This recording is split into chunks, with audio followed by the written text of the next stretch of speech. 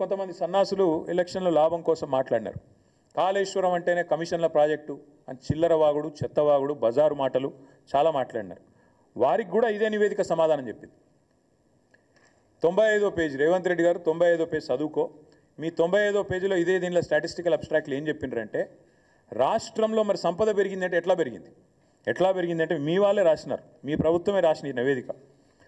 To achieve these objectives, government has implemented policy initiatives such as flagship Kaleshwaram project and Mission Kakatiya to improve irrigation infrastructure, supply 24/7 power to farmers, investment support to farmers under Raitu Bandhu. అందువల్ల సంపద పెరిగింది అంటూ కాళేశ్వరాన్ని ప్రస్తుతిస్తూ స్తుతిస్తూ అద్భుతమైన project అని చెబుతూ Telangana statistical అబ్స్ట్రాక్ట్లో కనీసం పాప రాసిన అధికారులను నిజాలు చెప్పారు. సరే, ఈ సన్నాసులు చూసుకోలేదు, విడుదల చేసిన ఇప్పుడు తర్వాత 4 గరుచుకున్నారు, అది వేరే విషయం. ఇంకోటి, ఈ వ్యవసాయానికి సంబంధించి మీ నివేదికనే చెప్తా ఉంది స్పష్టంగా రాష్ట్రంలో కాళేశ్వరం ప్రాజెక్టు కానీ మిషన్ కాకతీయ లాంటి ప్రాజెక్టుల వల్ల కానీ ఎంత వ్యవసాయ విస్తరణ జరిగింది, ఎట్లా సంపద పెరిగింది. ఇప్పుడు నేను చెప్పాను తలసరి ఆదాయం పెరిగింది అని చెప్పాను, రాష్ట్ర జిఎస్డిపి పెరిగింది. కేవలం ఒకటే సెక్టర్ వల్ల పెరిగిందా? కాదు.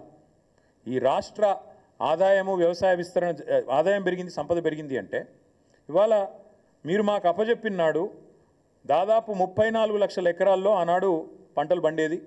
68 లక్షల మొత్తం నేను చెప్పేది వరి, 68 లక్షల టన్నులు ఆనాడు ఉత్పత్తి అయ్యేది మీరు అప్పజెప్పినాడు. మేము దిగిపోయే నాడు మరి మొత్తం చూసినట్టయితే ఓన్లీ వరి నేను చెప్పేది, మిగతా పంటలు కాదు. 1,18,00,000 ఎకరాల్లో సాగైతున్నది, 2,60,00,000 టన్నులు ధాన్యం పండుతున్నది, వరి ధాన్యం. అంటే ఎక్కడ మీరు అప్పజెప్పినాడు 34 లక్షల ఎకరాలు, ఎక్కడ 1,18,00,000 ఎకరాలు, ఎక్కడ 68 లక్షల టన్నులు, ఎక్కడ 2,60,00,000 టన్నులు. ఇది వ్యవసాయ విస్తరణ జరిగిందా లేదా, కాళేశ్వరం పనికొచ్చిందా లేదా, మిషన్ కాకతీయ కమిషన్ కాకతీయ అయ్యిందా? ఈ సొల్లువాగుడు వాగిన సన్నాసులందరూ దయచేసి కాంగ్రెస్ మిత్రులు చదువుకోండి, మీ ప్రభుత్వం ఇచ్చిన రిపోర్ట్ నేను కోరుతా ఉన్నాను. ప్రపంచంలో ఏ మూల ఏ క్షణం ఏం జరుగుతుందో వేగంగా తెలుసుకోవడానికి తొలి వెలుగు వాట్సాప్ ఛానల్ని ఫాలో చేయండి.